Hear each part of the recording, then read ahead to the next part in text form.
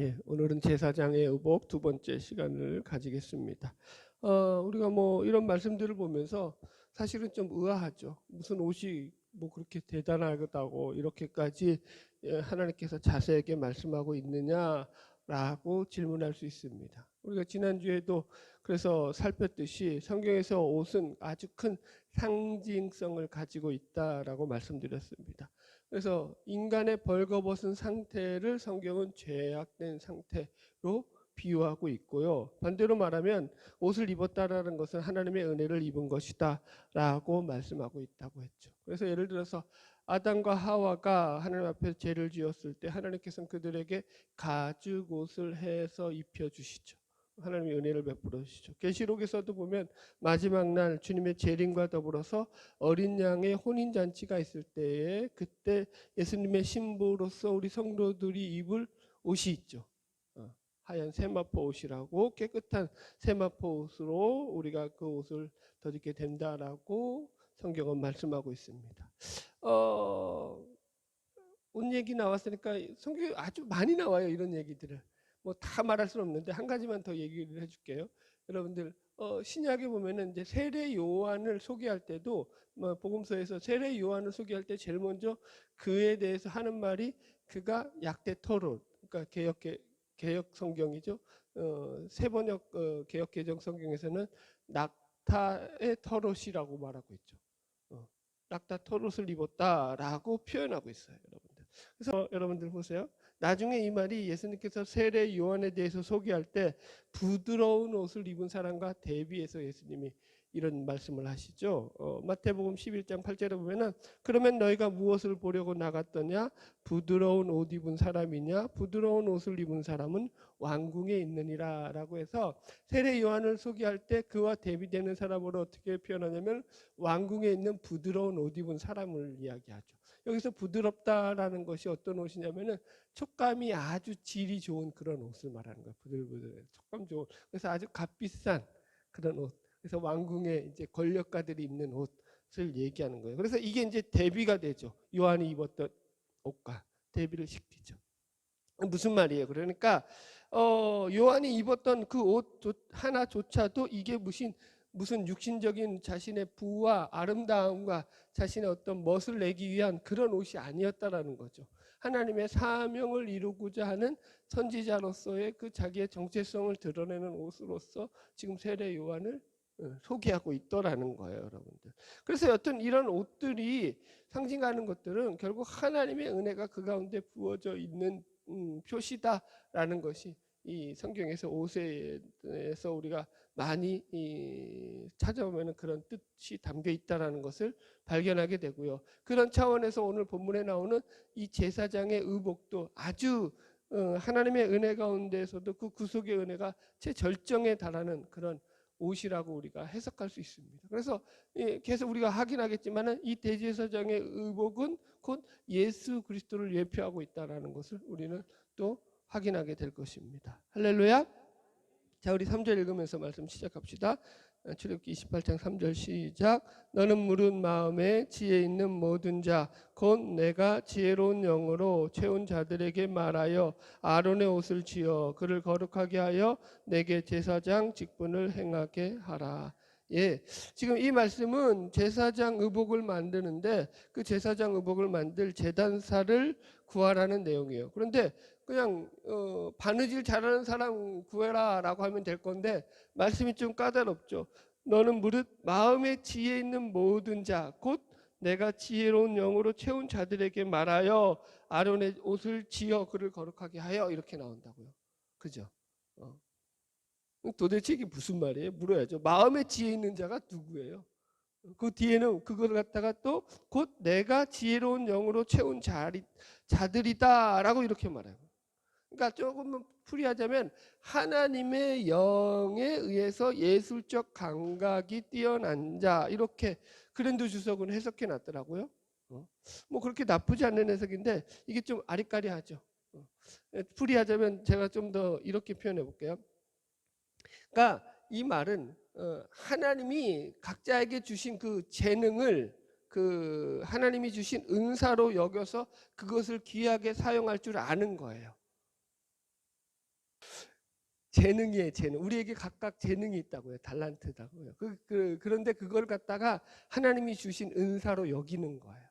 귀하게 여기는 거예요. 그래서 그 은사를 개발하고 하나님 앞에서 하나님 맡겨주신 사명이라고 생각하고 그 일을 행하는 것이라는 뜻이에요, 여러분들. 여러분, 이런 거예요. 그러니까 우리가 똑같은 일을 할지라도 그 일 가운데서 하나님께서 맡기신 일이라고 생각하면은 그 일을 사명감을 가지고 하는 것과 그렇지 않고 하는 것은 천지차이겠죠. 어떤 일을 하더라도. 하나님은 그 일이 아무리 작은 일이라도 우리가 사명감을 가지고 그 일을 행하기를 원하셔요. 아멘. 네. 그러니까 사명감을 가지고 하시는 거 하나님이 기뻐하셔요. 이 비유가 좀 우습긴 한데 예전에 제가 이제 들었던 예화라서 이게 실화인지 아닌지는 모르겠어요. 그런데 어느 목사 이런 비유를 들었더라고요. 예전에 전쟁 가운데서 어느 부대의 부대원 한 명이 군화를 늦게 신는 바람에 전쟁에서 크게 대패하게 되었다라는 거예요. 재밌죠, 여러분? 군화 하나를 늦게 신는 것이 이 어떤 그 부대가 모이는데 정렬이 안 된 거죠. 상대는 그쪽에서 이제 먼저 공격을 해온 거고 그 부대가 선발대에서 무너지고 나니까 나머지 부대들이 한꺼번에 싹 다 무너지더라는 거죠. 그런 예화예요. 하여튼 아마 실화였던 것 같아요. 제가 정확하게 지금 기억이 안 나는데 여러분 우리가 그렇어요. 하나님이 우리에게 맡겨진 일들을 우리가 사명감을 가지고 감당해야죠. 우리가 하루를 살더라도 이게 하나님의 백성으로 사명을 감당하며 살아간다는 사명의식이 있어야 되죠. 이게 우리 삶의 목적의식이라고 하죠. 어떻게 살라고요? 사명 가지고 살아라. 어떻게 살라고요? 대충 살아라. 살고 싶은 대로 살아라. 그거 아니라고요. 요즘 제가 여러 번 반복하는 표현이 있죠. 우리가 이 땅에서 놀고 먹고 누리고자 살아가는 세상이 아니라고요. 이 땅은요. 이 땅에서 하나님이 우리에게 어떻게 보면은 훈련하는 삶이라고 봐야겠죠. 천국의 백성으로 하나님 앞에 거룩을 훈련해 나가는 삶이 이 땅에서의 삶이죠. 그래서 우리가 어떻게 살아야 되겠어요? 여러분들. 날마다 우리에게 주어진 삶이 하나님 우리에게 맡기신 사명이라는 생각을 가지고 살아야죠. 할렐루야. 네, 4절 읽겠습니다. 같이 읽읍시다. 시작. 그들이 지을 옷은 이러하니 곧 흉패와 애복과 겉옷과 반포 속옷과 관과 띠라. 그들이 내 형 아론과 그 아들들을 위하여 거룩한 옷을 지어 아론이 내게 제사장 직분을 행하게 하라. 예, 이제 지을 옷의 목록에 6가지가 나오죠. 그림을 참조하시기 바랍니다. 그런데 참고로 여기서 이 옷은 제사장의 옷이 아니라 대제사장의 옷이죠.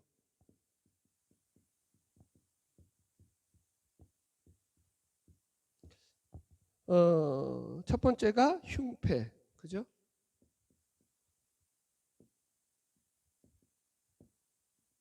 두 번째가 보시죠. 불러주세요. 세 번째가 겉옷. 그냥 속옷이라고 합시다. 그 다음에 5번째가 관, 6번째가 띠. 그죠? 뭐 다 안 써도 되는데 뭐 그림에 다 나와 있으니까 설명을 하도록 하겠습니다. 자, 이제 그림을 참조하셔야 돼요. 이제부터는.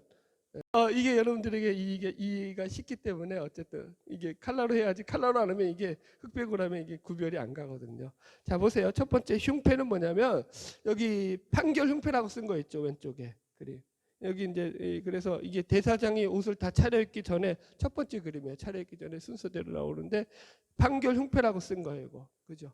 그래서 이제 이게 여기 앞에 대는 그런 어떤 아까섬에 달린 일종의 주머니예요. 주머니. 이걸 이제 그 에봇에다가 걸어가지고 다는 거거든요. 이해하셨죠? 그래서 모양은 이제 네모 반듯하게 하는데 한 뼘 크기가 뭐예요? 길이 넓이가 한 뼘 크기예요. 한 뼘 크기로. 그래서 약 20cm에서 25cm 전이겠죠. 20cm, 약 20cm의 크기로 정사각형의 모양으로 된 것이 이게 흉패예요. 흉패. 그래서 이 흉패에다가 판결 흉패라고 해가지고 가운데 보면은 이제 이 안에 우림과 둠밈이라는 것을 갖다가 넣었어요. 그건 이제 오늘은 안 나오는데 나중에 이제 설명하도록 하겠습니다. 그래서 이 흉패를 갖다가 판결 흉패라고 부르는 이유가 그거예요. 우린과 둔민을 넣어가지고 그것을 그러니까 제비를 뽑아가지고 어떤 결정을 내릴 때 그걸 가지고 결정을 내렸거든요. 여튼 거기까지만 이해하셔도 될 것 같고, 두 번째가 이제 에봇이죠. 에봇은 여기 그림에서 보면은 판교림패 옆에 이제 가운데에 알록달록한 앞치마, 긴 앞치마 모양으로 된 거 있죠. 그게 이제 에봇이에요. 그러니까 우리가 생각하면 그냥 앞치마라고 생각하시면 돼요. 그런데 좀 길게 늘어져 있는 거죠. 앞치마 조금 긴 거죠. 우리 이해하셨죠? 그래서 우리가 식사할 때 음식 튀지 말라고 앞치마 거는 것과 비슷한 그런 모양이에요, 사실은. 그래서 이게 이제 에봇이고요. 이제 세 번째가 뭐냐면 겉옷이에요, 겉옷. 겉옷은 여러분들 잘 보시면 그 제일 첫 번째 줄 위에 줄에 파란색 옷 있죠. 이게 이제 겉옷이요. 에봇 받침 겉옷이라 그래서 이게 에봇에 받쳐서 입는다고 해가지고 에봇 받침 겉옷이라고 말을 사용하는 것입니다. 이해하셨죠? 파란색? 네. 어렵지 않죠? 그 다음에 세 번째 반포 속옷이라고 해요. 그래서 사전적 의미를 보면은 반물밑의 실과 흰실을 섞어 짠 무명 속옷이다 이렇게 나와요. 그러니까 이 자수 속옷이라고도 말을 해요. 그래서 다른 성경을 보면 그래서 이제 이 속옷에 대한 얘기가 나왔고요. 그 다음에 다섯 번째가 관. 예. 그러니까 머리에 쓰는 이 대제사장의 관을 말하는 거예요. 그래서 여기서 보면은 제사장의 관과 대제사장의 관이 약간 모양이 차이가 있죠. 그죠? 제사장의 관보다는 대제사장의 관이 좀 더 옆으로 넓고 좀 더 타원형으로 되어 있다는 걸 우리가 알 수 있어요. 자, 여섯 번째 띠는 뭐라고요? 여기 보면은 두 종류가 있다고 나와요. 두 종류가. 무슨 띠가 있냐면 첫 번째는 속옷에 걸치는 제일 위에 띠 있죠. 속옷띠가 있어요. 속옷에 걸치는 띠가 있고, 두 번째는 에봇을 묶는 띠가 있어요. 에봇띠. 이해하셨죠? 예. 그림에 다 잘 나와 있죠? 예. 여러분들 그래서 이 쉽게 지금 우리는 이 사절 말씀을 이 그림을 통해 가지고 대제사장의 의복을 쉽게 확인할 수 있었습니다. 자, 진도 나갈게요. 그래서 5절 읽겠습니다. 같이 읽읍시다. 시작. 그들이 쓸 것은 금실과 장색, 자색, 홍색 실과 가늘게 꼰 배실이라. 지금 그래서 이런 에봇을 만드는데 이제 이 옷들을 만드는데 쓰는 실이 나오는데 이 실들이 사실 천막의 휘장을 만들 때 썼던 그런 실들과 다 똑같은데 하나가 더 추가됐어요. 딱 하나만. 그게 뭐예요? 금실만 추가됐어요. 그리고 나머지는 다 성막의 휘장과 재료가 동일합니다. 그래서 각 재료들은 성경에서 상징성을 가지고 있다라고 제가 성막 휘장할 때도 말씀을 드렸습니다. 자, 6절 계속 읽겠습니다. 시작. 그들이 금실과 청색, 자색, 홍색 실과 가늘게 꼰 배실로 정교하게 짜서 에봇을 짓되. 자, 보세요. 이러면서 이제 제일 먼저 대제사장의 옷을 만드는데 그 옷에 대해서 만들 때 제일 먼저 얘기하는 옷이 뭐냐면 에봇에 대한 얘기가 한다고요. 에봇. 그죠? 시작이 뭐였다고요? 에봇에 초점을 맞추더라는 거예요. 에봇. 이해하셨죠? 여러분들. 그러니까 에봇에 대한 이야기가 지금 먼저 대제사장의 의복에서 나온다. 그만큼 이 대제사장의 옷에서 에봇이 차지하는 비중이 크다, 작다. 크다, 이걸 상징하는 거겠죠. 에봇이라는 말 자체가 사실은 의복이라는 뜻이에요. 말 자체가 이게 의복이라는 뜻인데 이게 특별하게 대제사장이 걸치는 옷으로서 이제 그 용어가 명사화됐다고 해야겠죠. 이해하셨죠? 무슨 말인지. 굳어진 거죠. 그래서 에봇은 우리가 지금 아까도 설명했듯이 그림에서 나오듯이 긴 앞치마 같은 긴 앞치마 같은 그런 모양이었고요. 자, 여기서 에봇의 제조에서 다시 확인하면은 다른 건 전부 다 성막의 휘장을 만드는 그 재료와 똑같은데 하나만 추가됐다고 했죠. 금색 실만 추가됐다고 했죠. 그 의미들이 다 어떤 의미가 가지고 있다고 했죠, 제가? 예수 그리스도를 예표한다고 했죠. 예수 그리스도 하나님의 이제 예수 그리스도를 예표하는 상징적인 그런 색깔들이라고 했죠. 예를 들어 봅시다. 금색은 영광과 존귀를 상징하겠죠. 그죠? 그 다음에 예를 들어 가지고 청색은 예수님의 신성, 그죠? 하늘, 권세를 가리키잖아요. 신성을 가리키고, 자색은 건세를 가리키죠. 건세. 그래서 감리교에서도 감독님들만 이 보라색 이 옷을 입죠. 아주 좀 그게 웃기긴 한데 여튼 그거는 이제 그래서 평목사들은 못 입어요. 감독들만. 아니 난 그것도 좀 우습긴 한데 아주 그냥 좀 그래 여튼간에. 그래서 하여튼 그게 뭘 상징하기 때문에 보라색이 권세, 권위를 상징하기 때문에 저기 권세 있는 분이 있으시네. 보라색. 그다음에 빨간색, 홍색은 뭐예요? 예수 그리스도의 대속의 은혜, 십자가 보혈을 상징하고요. 그다음에 배실, 흰색은 예수님의 그 순결함, 순수하신 그런 죄가 없으심을 상징하는 거죠. 그래서 결국 이런 모든 색깔들이 예수님의 거룩하신 신성과 인성을 상징하는 그런 색깔들로서 지금 이렇게 등장하고 있다라고 우리가 확인할 수 있었습니다. 최대한 빨리 끝내겠습니다. 7절 같이 읽읍시다. 시작.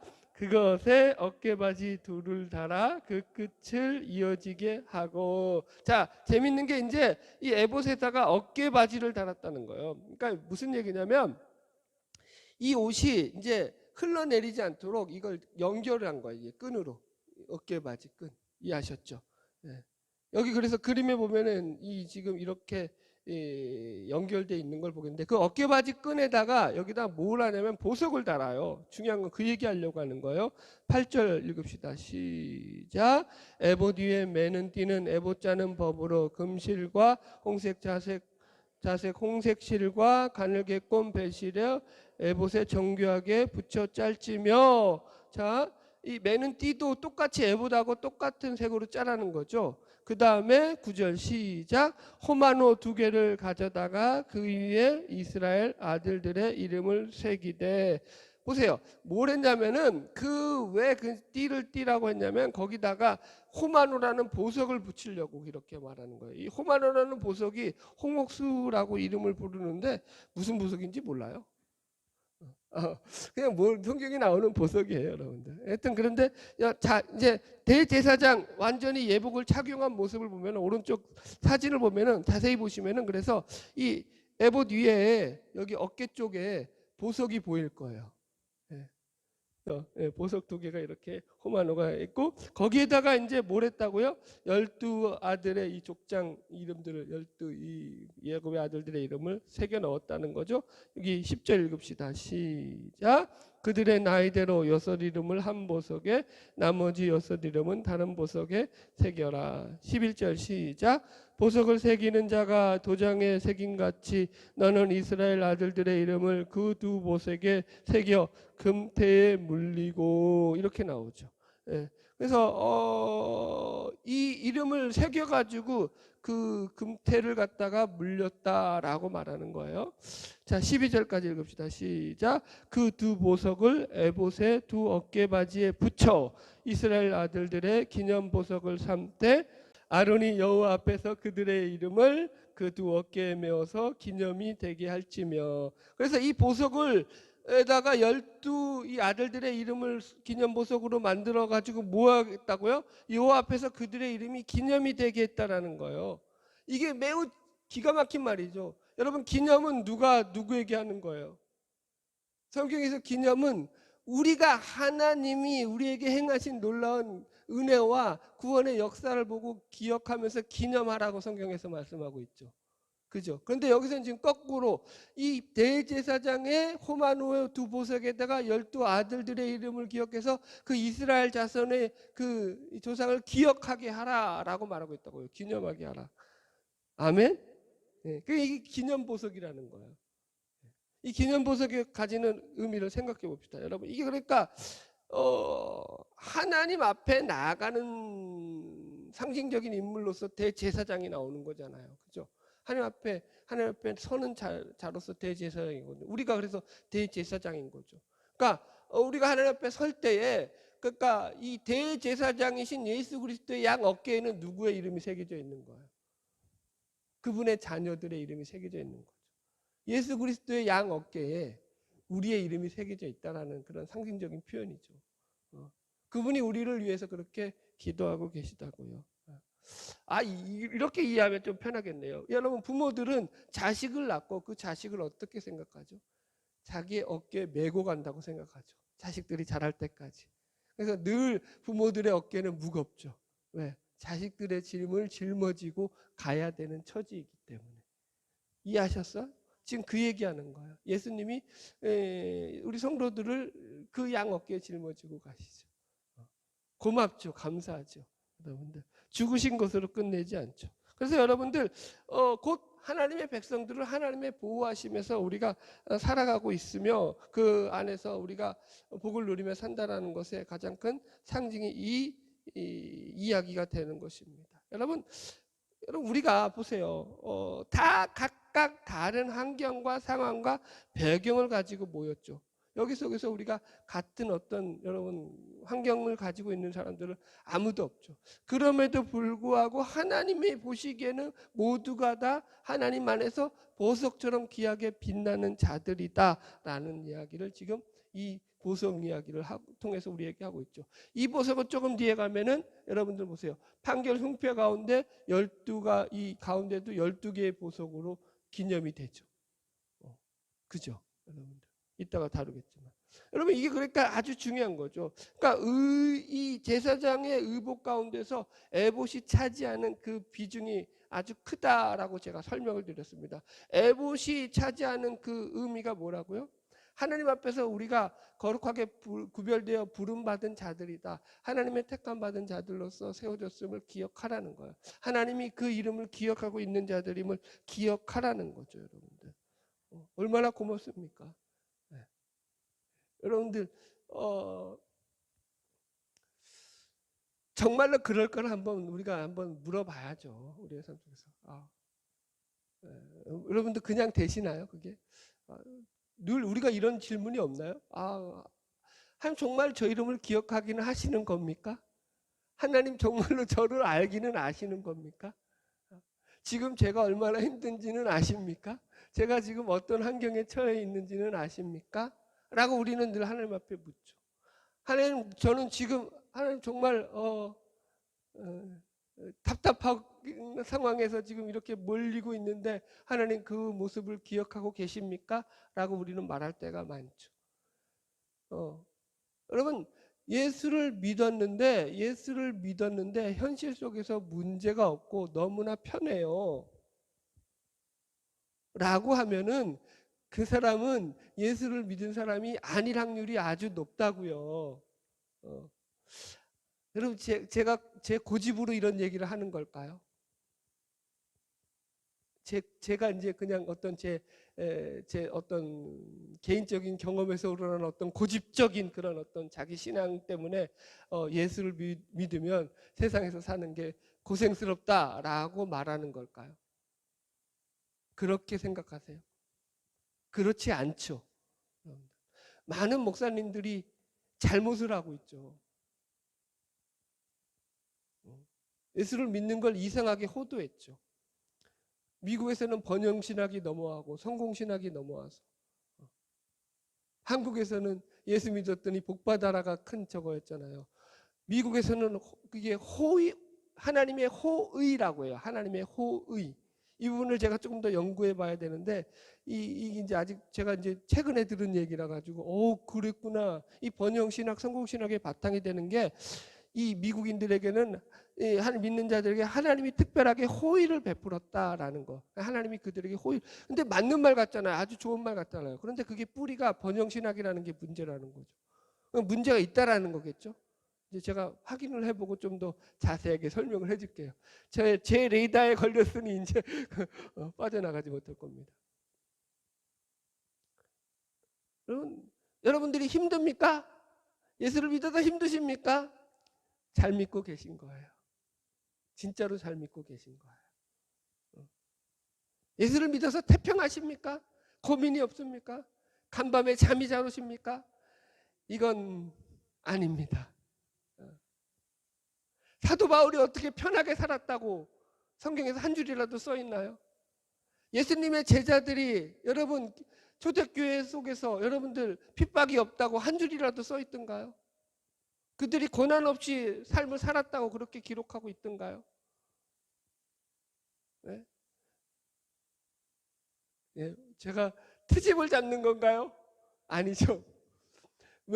제가 왜 이 얘기를 하죠? 거기에 넘어가지 말라고요. 우리가 역경 가운데 있어서 힘든 가운데 있어서 하나님이 도대체 나를 알기나 아시는 건가? 하나님이 나를 기억이나 하시는 건가? 나같이 아무것도 아닌데 나는 이 땅 가운데 이렇게 밑바닥에서 벌벌 기어가면서 이거 지렁이 같은데 하나님 뭐라고 하신다고요? 지렁이 같은 너 야곱아, 내가 너를 택하였다. 내가 너를 나의 자녀 삼았다. 네가 불 가운데 지날지라도 해를 입지 않을 거다.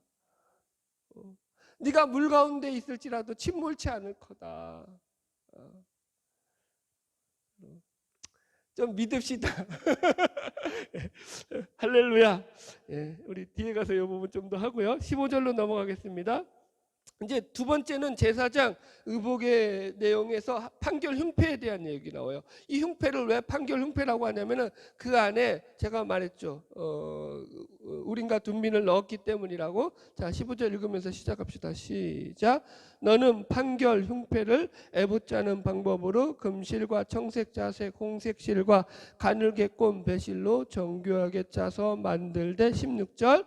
길이와 너비가 한 뼘씩 두 겹으로 네모 반듯하게 하고, 그죠? 한 뼘 되는 크기로 네모 반듯하게 하되 두 겹으로 했다고요. 그 안에 그래서 뭘 집어넣을 수 있게 했다고요. 주머니가 있게 만들었다고요. 이해하셨죠? 여러분들. 그래서 이 판결 흉패라는 게 말 그대로 이 판결을 위해서 가슴에 붙였던 네모난 그런 패예요. 패. 이렇게 생각하시면 돼요. 자, 몇 절까지 읽었죠? 17절 읽을 자리죠. 17절부터 20절까지 읽읍시다. 시작. 그것에 네 줄로 보석을 물리되 첫 줄은 홍보석, 황옥, 녹주옥이요. 둘째 줄은 석류석, 남보석, 홍만호요. 셋째 줄은 호박, 백만호, 자수정이요. 넷째 줄은 녹보석, 호만호, 벽옥으로 다 금태에 물릴지니. 제가 옛날에 이게 하도 보석이 궁금해가지고 한참을 찾아봤던 적이 있어요. 그래서 몇 가지는 나와요. 뭐 무슨 보석 나오긴 하는데 결론은 뭐예요? 정확하게 알 수 있다 없다. 없다가 모든 주석가들이 하는 말이죠. 이런 보석을 어디서 이름을 또 알았을까? 참. 아니 하나님은 아신다 치고 모세는 이걸 어디서 구했을까? 그것도 신기해요. 하여튼 뭐 애굽의 왕자였으니까 또 보석에 대해서 또 많은 지식이 있었을 수도 있겠고, 여튼간에 그러니까 참 신기해요. 그러니까 여러분 이런 글을 보면서 참 하나님께서 우리를 그만큼 아름답게 여기시고 계신다라고 우리는 생각해야 되는 거죠. 할렐루야. 예. 자, 21절 계속 읽읍시다. 시작.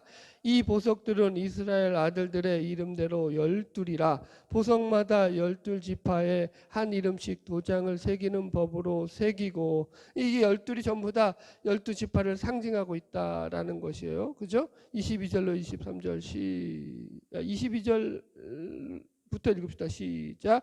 승금으로 노끈처럼 따은 사슬을 흉패 위에 붙이고. 사슬을 붙이라고 했어요. 자, 그림 보시면 그래서 여기 보면은 판결 흉패절 위에 사슬 보이죠? 사슬. 이해하죠? 금사슬이에요. 금사슬. 이게 이제 이 판결 흉패를 갖다가 에봇에 거는 거예요. 그래서 에봇에도 고리가 있어야 되고요. 이해하셨죠? 그리고 이 판결 흉패에서도 이런 고리가 있는 거예요. 그리고 이걸 연결하는 게 금사슬이에요. 이해하셨죠? 네, 네. 사슬로 연결 고리를 만들었다 이 얘기예요. 자, 20몇 절이죠? 3절이죠. 3절부터 5절까지 읽읍시다. 시작.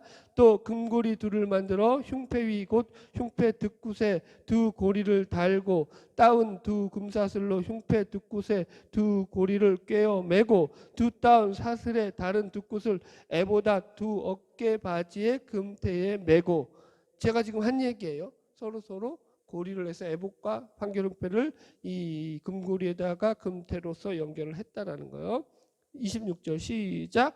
또 금고리 둘을 만들어 흉패 아래 양쪽 가 안쪽 곧 에봇에 닿는 곳에 달고. 27절.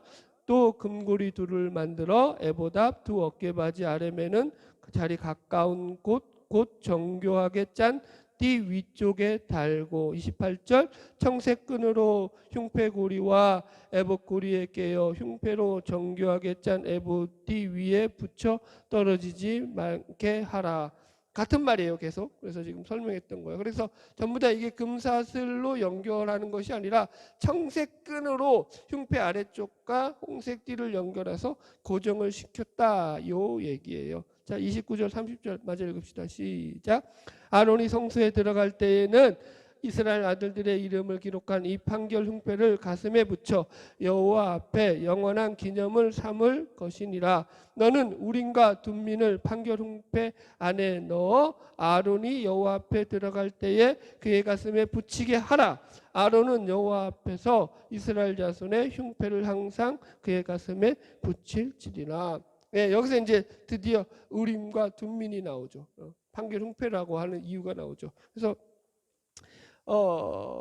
참고로 이제 이 우림은 빛이란 뜻이고 둠밈은 온전함이라는 뜻이에요. 그래서 이걸 통해 가지고 어떤 모양으로 생겼는지는 정확하게 나오지 않지만 이것은 이제 어떤 판결을 할 때 제비를 뽑아 가지고 그 판결을 하는 그런 주사위 같은 모양이었을 거라는 추측도 하고 있습니다. 여튼 그래서 이것을 통해 가지고 어떤 이스라엘 민족에서 중대사를 결정할 때에 이것을 뽑아서 결정했다. 그래서 하나님의 뜻으로 분별했다라고 얘기를 해요. 물론 이건 이제 구약적인 개념이죠. 신약에 와서 지금 이러면은 큰일 납니다. 이게 뭘 주사위 놓고 이게 하나님의 뜻이라 뽑으면 돼요, 안 돼요? 지금 안 돼요. 왜 안 되죠? 기준이 있잖아요. 성경이 있잖아요.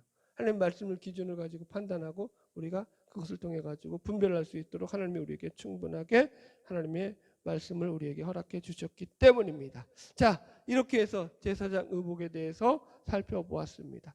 제사장 의복이 아름다운 이유는 그 제사장의 맡은 직분이 크기 때문이기도 합니다만 그 이유보다는 그만큼 하나님의 은혜가 그에게 차고 넘쳐서 하나님께서 우리에게 베푸신 큰 은혜를 상징하는 것이다 라고 제가 설명을 드렸습니다. 여러분 기독교를 한마디로 말한다면 은혜의 종교죠. 그래서 우리가 기독교인이라면 누구나 한 가지 딱 붙잡고 가라고 하면 뭘 붙잡고 가야겠어요? 하나님의 은혜를 붙잡고 가야죠. 다른 것보다도. 여러분들 보세요. 왜 은혜가 중요한가 하면 우리가 어떤 상황에 처할지라도 이 은혜로 말미암아서 우리의 정체성을 잃지 않으며 믿음의 삶을 살아갈 수 있기 때문입니다. 그래서 어떤 환난을 만날지라도 우리는 하나님의 자녀임을 잊지 않고 살아가는 거죠. 그분 앞에 기념되는 존재임을 기억하는 거죠. 여러분 보세요. 신앙을 잃어버린 사람들은 다 여기서 탈락한 사람들이죠. 사실은 제가 아는 매우 가까운 친구도 이 친구도 중고등학교 같은 교회에서 진짜 열심히 하고 회장도 하고 교회를 그렇게 많이 했었는데 청년이 되고 그죠? 이제 직장을 얻고 그러니까 직장을 얻다 보니까 직장에서 이제 교회를 못 나간 거죠. 그러면서 이제 결혼까지 하고 애까지 나누니까 10년 넘게 교회를 안 나가게 됐어요. 그리고 나니까 그 뒤에는 교회를 이제 정하지를 못하는 거야. 찾지를 못하는 거야. 이사 간 곳에서. 그냥 아직까지 그래서 신앙생활을 못하고 있죠. 이런 경우가 허다하죠. 어디서부터 실패한 거죠 사실은? 은혜에서부터 실패한 거죠. 하나님의 자녀라는 사실을 여러분 정신 바짝 차리고 기억해야 되는 거예요. 왜 신앙이 무너지냐고요? 은혜를 붙잡지 않으면 무너져요. 제가 여러분들 오늘도 묵상했던 말씀 가운데 하나님의 백성들이 하나님께 묻지 않는 이유에 대해서 묵상을 했어요. 그래서 지난번에는 그 하나님 앞에 하나님의 백성들이 어떤 일을 행할 때 묻지 않고 행해요. 자기 마음대로 행하는 것이 이유가 하나가 뭐라고 그랬어요? 하나님 앞에 뭐 했기 때문에 묻지 않는다고 했어요. 그게 어려워요 여러분들? 그렇게 열심히 설교를 했는데 왜 하나님 앞에 안 물어요 여러분 일할 때? 그렇죠. 아 진짜 저분에게 박수. 삐져서 하나님 앞에 삐졌을 때 여러분. 그래서 아브라함이 가나안 땅에 갔는데 이 기근이 오니까 하나님이 약속에 딱 맞아요. 삐져가지고 묻지도 않고 애굽으로 내려가잖아요. 엘리야가 그 이세벨이 자기를 갖다가 막 뭐라고 하니까 삐져가지고, 이세벨 말 때문이 아니라 하나님께 삐진 거죠. 자기 의도대로 하나님이 안 해주셨다 이거야. 그래놓고는 또 말도 안 하고 도망치죠. 죽여달라고 하죠. 요나는 안 그러나요? 다 삐지죠. 자 보세요. 삐지는 게 하나의 큰 이유예요. 오늘은 또 하나의 다른 이유를 얘기할게요. 우리가 인간이 하나님 앞에서 하나님께 묻지 않고 일하게 되는 가장 큰 다른 이유가 하나가 뭐냐면 교만했을 때, 교만해졌을 때죠. 여러분들 보세요. 여러분들 여호수아서에서 보면은 여호수아가 여리고성을 점령하죠. 여리고성을 점령하고 나서는 그 뒤에 이제 작은 아이성에 나가서 싸우게 됐을 텐데, 그 전까지는요, 이 진짜 여호수아가 하나님 앞에 되게 열심히 물었어요. 하나님 이거 해도 되나요? 계속 물었어요. 그런데 아이성 전투에서 이 여호수아가 안 하죠. 안 묻죠. 왜? 교만해져서. 여리고성을 점령하고 나니까 머리가 커진 거예요. 하나님이 이기겠지, 지가 잘 싸워서 이긴 거 아니잖아요. 근데 인간은요, 교만이 이게 장착돼 있어요, 우리 몸에. 탐욕이 장착돼 있고요, 더러움이 죄가 장착돼 있다고요. 죄가, 여러분들 우리 착각하면 안 된다니까요. 예수 믿었으니까 내가 이제 가끔 죄 짓는 게 아니라니까요. 다시 설명할게요. 그래서 아이성에서 어떻게 했다고요? 싸우는데 묻지도 않고 나가서 싸우다가 대패하죠. 자 보세요. 삼손이라는 그 하나님의 엄청난 은사를 받은 사사가 있었죠. 여러분, 삼손이 운동했다는 말 성경에 한 자리라도 나오나요? 삼손이 어떻게 자기 힘을 키웠다는 말이 한 자리라도 나오나요? 안 나오죠. 근데 삼손은요, 하나님부터 이 사사로 부름받고 엄청난 은사를 받죠. 그 장사로 엄청난 힘을 부여받았죠. 그래가지고 사자도 맨손으로 때려잡죠. 그죠? 여러분들. 자 보세요. 그런데 삼손이 사사로 있었다고요. 그러니까 그 하나님의 특별한 사람으로 부름받아서 그 일을 행했다고요. 그런데 한 번도 성경을 보세요. 삼손이 죽기 전에 하나님 앞에 물으면서 그 일들을 행한 적이 있냐고요. 안 묻죠. 안 묻죠. 딱 한 번 묻죠. 언제? 죽을 때. 여호와여, 나를 돌아보사, 나를 불쌍히 여기시고 날 한 번만 나에게 힘을 주셔서 저 원수들을 죽이게 하여 주시옵소서. 마지막에 죽을 때도 욕먹을까 봐 못하겠네. 또 하늘나라 삼손한테 삼손은 겁나요. 또 함부로 말을 못하겠네요. 그런데 그랬다고요. 죽을 때에 대해서 한 번 딱 묻죠. 하나님. 그것도 원수 갚아달라고. 안 묻죠. 교만하게 살죠. 여보세요. 보세요. 사무엘상 보면은 이스라엘이 블레셋과 싸울 때 언약궤를 가지고 나가서 싸우잖아요. 그죠? 언약궤를 가지고 나가 싸우면 하나님께 더더욱 물어야죠. 안 그래요? 언약궤 가지고 나가서 싸우는 판에 엘리 제사장이 묻던가요? 어떻게 싸워야 되는지 안 물어요. 막 혈압이 올라갔네. 안 물어요. 그죠? 그냥 이거 가지고 나가서 싸우니까 무조건 이기겠다고 생각하죠.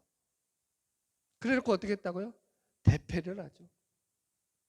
아주 박살이 나죠. 왜 그랬다고요? 교만해서요.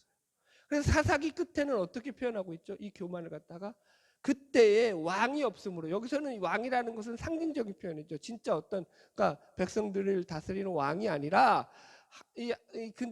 그들을 통치하는 통치자의 개념으로서 하나님이라는 거죠. 말씀이 없다는 게죠. 그때 왕이 없으므로 사람들이 각각 자기 소견에 옳은 대로 행하였더라. 이렇게 나오죠. 하나님께 물었다고 했어요? 자기 소견대로 행했다고 했어요? 자기 소견대로, 자기 멋대로 살았다고요. 이해하시겠죠? 그게 뭐라고요? 교만. 하나님께 안 묻죠. 이게 다 어디로부터 온 거죠? 사실은 은혜가 빠져나갔기 때문에. 은혜가 빠져나가니까 사람은 어떻게 해요? 환경의 동물이 되어서 하나님을 우습게 여기더라는 거죠. 환경이 좋을 때는 교만해서 내가 누군데 하면서 하나님께 안 묻죠. 환경이 어려우면은 삐져가지고 하나님이 있는 거야 없는 거야 도대체, 나보고 믿으라는 거야 말라는 거야 도대체, 이러면서 하나님께 안 묻죠. 이게 인간이죠.